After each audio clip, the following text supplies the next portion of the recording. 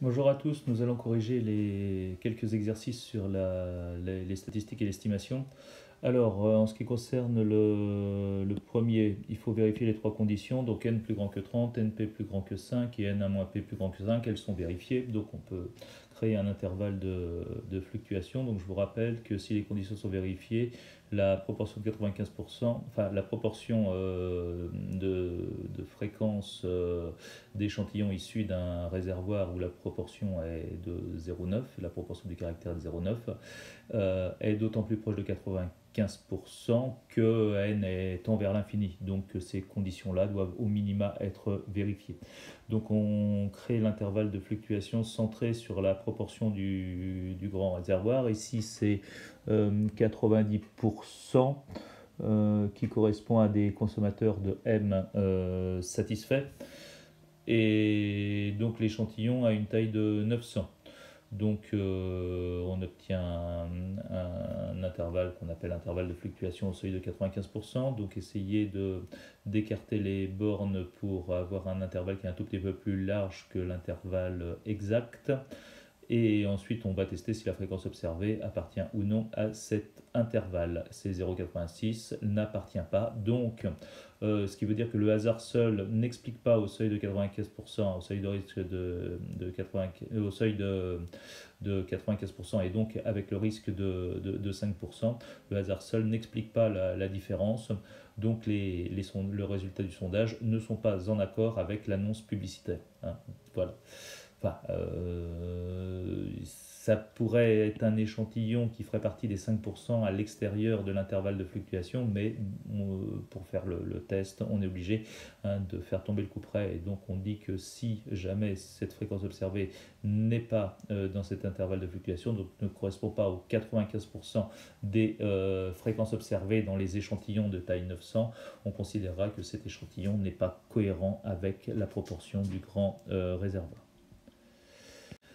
Alors, en ce qui concerne l'exercice numéro 3, donc on va tester donc deux intervalles de fluctuation, donc deux populations chez les garçons et chez les filles lilloises. Alors, on fait les deux tests, hein, donc les deux tests sont réussis, hein, donc n plus grand que 30, np plus grand que 5 et n1-p plus grand que 5. Et on fait le test pour les filles et pour les garçons, donc c'est ok, on calcule l'intervalle de fluctuation, donc centré sur la proportion du grand réservoir, donc intervalle de fluctuation celui de 95%. Il y a 550 garçons. Hein, et donc il y a 450 filles, donc la proportion de garçons fumeurs ça serait de 26% et la proportion de filles fumeurs ça serait de 20%. Et on va donc tester si les fréquences observées de l'échantillon des filles lilloises et des garçons lillois sont dans ces intervalles de fluctuation. Donc on trouve 0,324 pour les garçons, ce qui veut dire que les garçons en fait ne sont pas, la fréquence observée des garçons n'appartient pas à l'intervalle de fluctuation au seuil de 95%. Donc on va rejeter l'hypothèse que cet échantillon est représentatif de la population globale. Donc en fait ce qui s'avérerait c'est que les garçons lillois fument plus que les garçons d'une façon générale. Et pour les filles, 0,218, donc 0,218 appartient bien à l'intervalle de fluctuation. Donc là, par contre, on va conclure au seuil de 95% que les filles correspondent à la moyenne nationale. Alors, on va corriger maintenant le numéro 5, ici. Alors, le numéro 5, c'est un exercice sur un intervalle de confiance avec des abstentionnistes. Donc, on va calculer l'intervalle de confiance puisqu'on n'a que l'échantillon ici. Donc, de 1000 personnes, 525 ont affirmé ne pas vouloir aller voter lors du premier tour des élections régionales de 2010. Donc, la fréquence observée, c'est 525 sur 1000, donc 0,525, moins 1 sur racine de 1000, plus 1 sur racine de 1000 ici, et on écarte un tout petit peu les bornes, hein, et on prend 4 décimales. Après ce premier tour, le ministère de l'Intérieur a annoncé le résultat définitif de l'abstention, donc 53,64.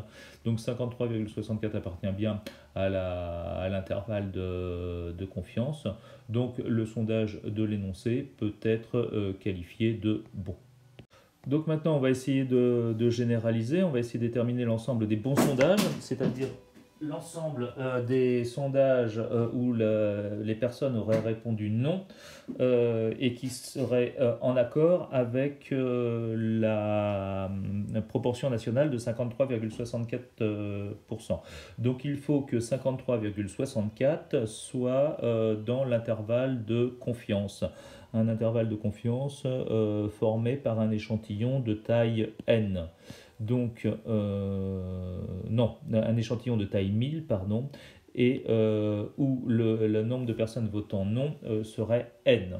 Alors, cet intervalle de confiance il est formé par la fréquence observée de l'échantillon, donc n sur 1000, moins 1 sur racine de 1000, où 1000 est la taille de l'échantillon, n sur 1000 plus 1 sur racine de 1000. Et il faut que le 0,564, pour que le sondage soit considéré comme bon, soit dans cet intervalle de confiance. Alors, on a deux inéquations à résoudre, donc n, n sur 1000 moins 1 sur racine de 1000 plus petit que 0,563, donc ceci et ceci. Donc il suffit de résoudre en basculant le 1000 de l'autre côté, et on trouve deux encadrements de n, donc un encadrement double de n, donc un sondage est considéré comme bon si n est compris entre 505 et 568.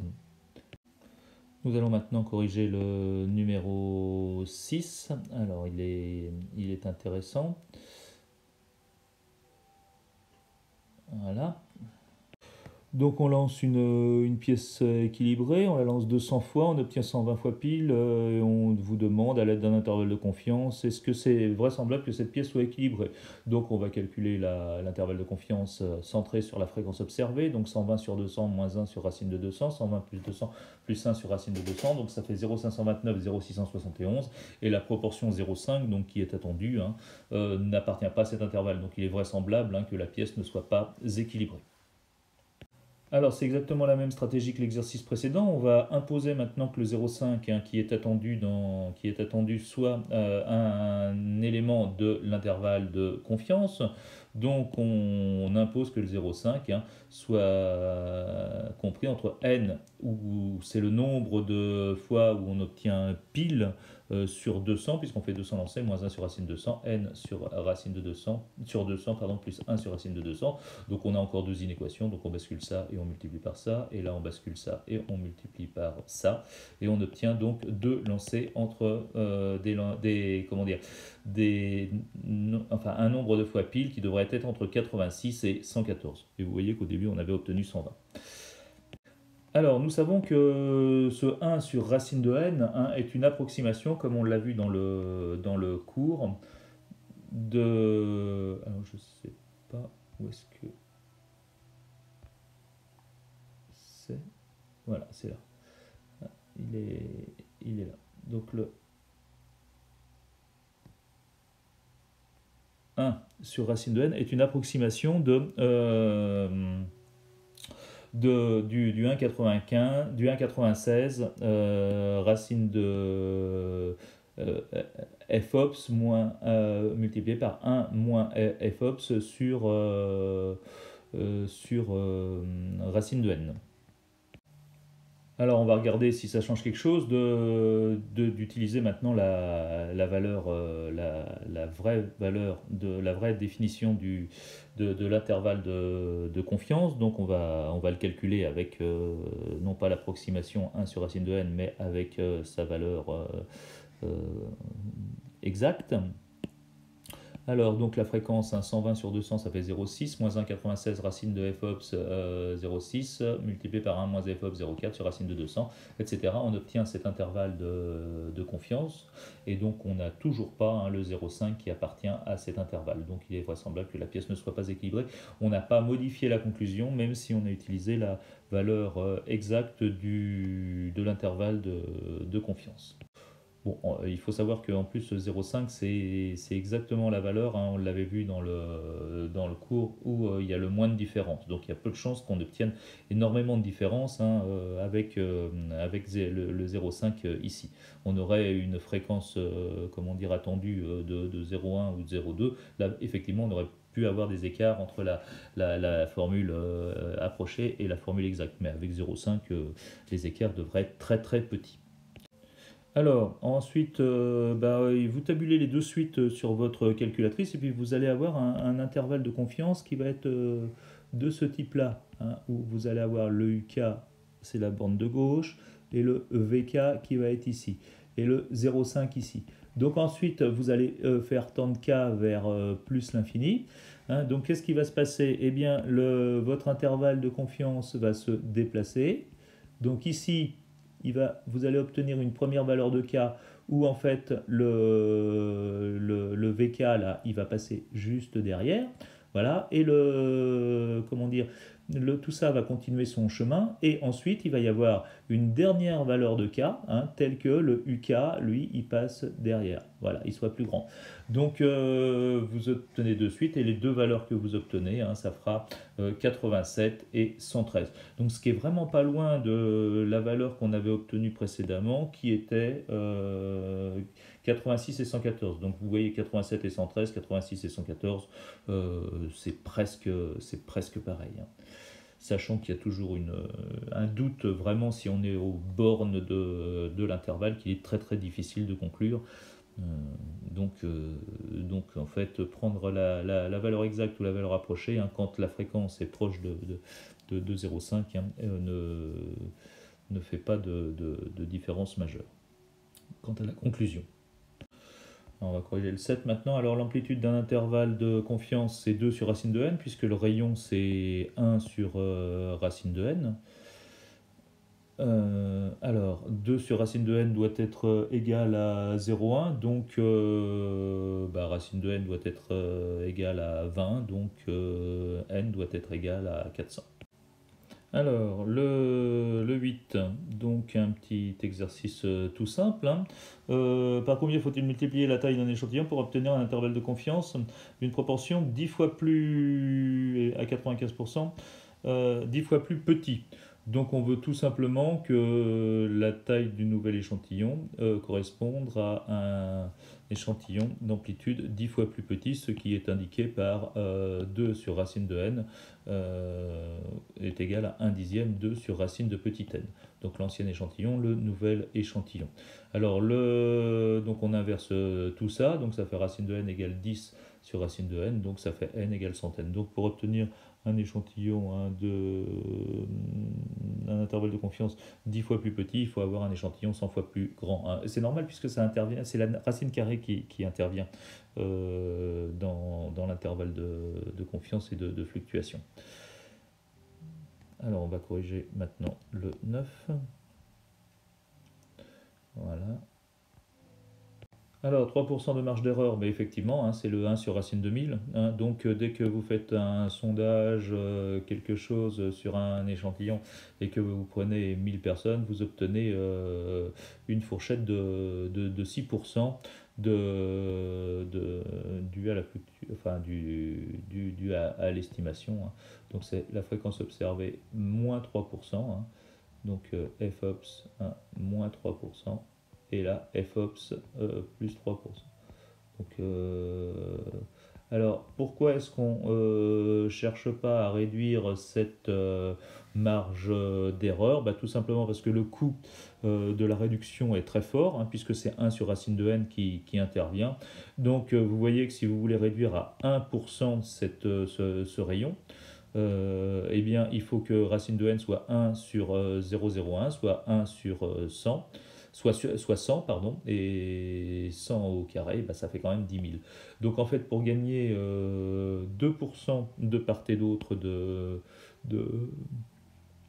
ici, hein, pour réduire ici, eh bien ici vous êtes à 1000 individus, hein, vous êtes avec un échantillon de taille 1000, alors que là vous êtes à un échantillon de taille 10 000, ce qui est énorme en fait. Hein. D'accord ? Parce que ça coûte cher en fait, hein, et puis même concrètement pour pouvoir faire des sondages ou des sondages ou des tests sur des échantillons de taille 10 000, ça commence à devenir très très très très important et poser d'importantes difficultés techniques. Alors l'exercice suivant, le 32. Ah, celui-ci est intéressant, c'est l'histoire des leucémies dans une ville des États-Unis. Alors, on fait déjà le test. Donc, N est plus grand que 30. NP, alors, le problème, c'est que la proportion est très très faible, hein. Donc, on a un P de 0,00045. Donc, il nous faut quelque chose un échantillon très grand. Et ça a été ça le problème de la comment dire de la détermination, si effectivement s'il y avait plus de leucémie dans cette ville que dans tous les États-Unis, c'était la taille de l'échantillon, hein, pour que NP soit plus grand que 5, vous voyez, et N1-P plus grand que 5, là il n'y a pas de problème, mais NP plus grand que 5, c'était limite, vous voyez qu'avec 11 748 individus, on dépasse juste le 5. Et donc il fallait que ça soit des enfants de moins de 14 ans. C'est ça. Voilà. Donc ça a demandé du temps de faire les tests. Alors on va le 32. Donc ensuite l'exercice est assez simple, mais il est intéressant. Donc on va calculer deux intervalles de fluctuation, un centré sur la proportion du nombre de leucémies dans le pays. Donc 0,00045, donc avec le 1,96 qui est à 95%, hein, qui correspond au U de 0,05, et le U de 0,01 ici, hein, c'est 2,58, hein, pour obtenir un intervalle de fluctuation au seuil de 95%. Donc nous calculons les deux. Alors nous ne sommes pas étonnés que ce nombre-là puisse être inférieur à 0, donc on le ramène bien sûr à 0, hein, pour ne pas obtenir un intervalle de fluctuation qui n'a pas de sens. Et on calcule la fréquence observée dans cette ville, et il y avait... alors je vois plus où est l'énoncé. Alors, il y a 11 748 enfants.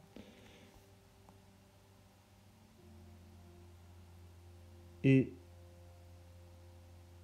12 cas de leucémie. 12 cas de leucémie, donc on calcule la fréquence observée dans l'échantillon. Donc c'est 0,00102.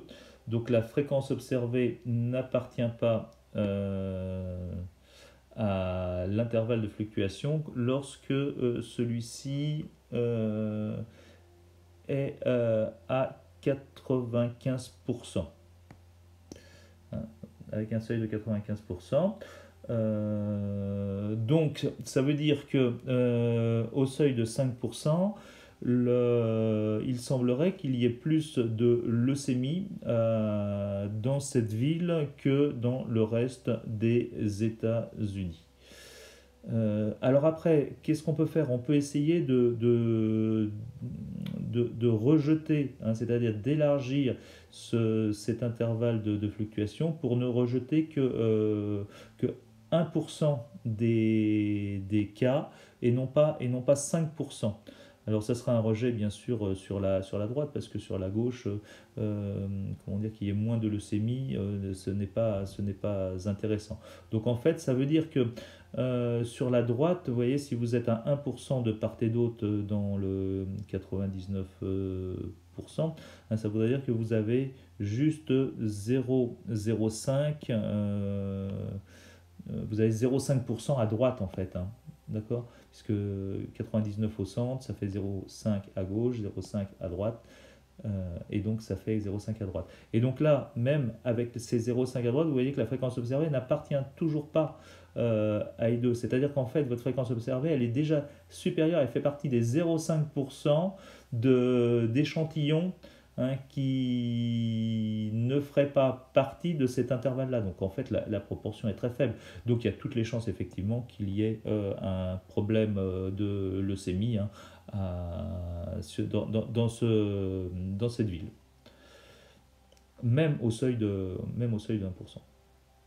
D'ailleurs, qui sera un seuil de 0,5%, puisque vous êtes à droite, hein, vous pouvez diviser ça à la moitié. C'est pareil, quand vous êtes à droite, hein, quand Là, à 5%, hein, vous avez plus qu'un seuil de 2,5% puisque vous êtes sûr. S'il y a moins de leucémie, c'est pas gênant, c'est s'il y en a plus. Donc vous ne testez que d'un seul côté de l'intervalle de fluctuation. Bon, bah, je crois que vous avez compris la philosophie générale des intervalles de confiance et des intervalles de fluctuation, hein. Je crois que la correction va s'arrêter là. Après, si ça vous intéresse et si vous avez le temps, vous pouvez faire les exercices suivants. L'exercice 15 est très intéressant, hein, c'est l'approximation de pi avec un lancer aléatoire, enfin une génération aléatoire de points. Donc ça peut être très sympa. Vous pouvez le programmer aussi, hein, numériquement et faire un petit algorithme. Voilà. Donc, bah, écoutez, de cet algorithme, il est présent. Alors en Python, oui, c'est vrai que vous ne savez pas programmer en Python.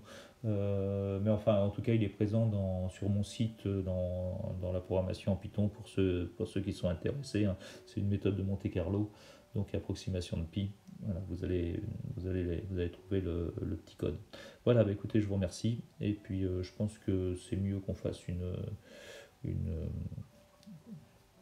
une vidéo qu'une classe virtuelle, compte tenu du fait que c'est vraiment pas très très difficile. Je vous remercie de votre attention.